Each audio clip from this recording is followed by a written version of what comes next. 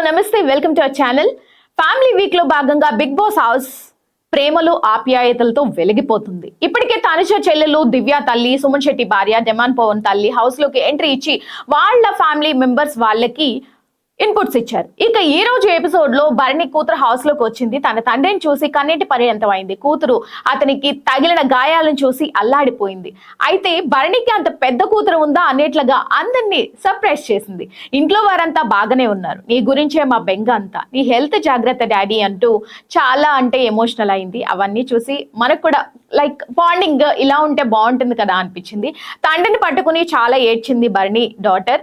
నిన్ను చూసి మాకు చాలా ప్రౌడ్ గా ఉంది డాడీ, మీ కూతురుగా పుట్టడం చాలా ఆనందంగా ఉంది అంటూ ఒక క్లారిటీ ఇచ్చింది. అండ్ నిన్ను ఇక్కడ ఎవరైతే బాండింగ్స్ గురించి మాట్లాడుతున్నారో మిమ్మల్ని అందరూ బాండింగ్స్ అని అంటున్నారు కదా, సో మీరు పెరిగిన వాతావరణం అందుకే అందరినీ దగ్గరకు తీసుకుంటారు, నా చెల్లి నా డాటర్ అని.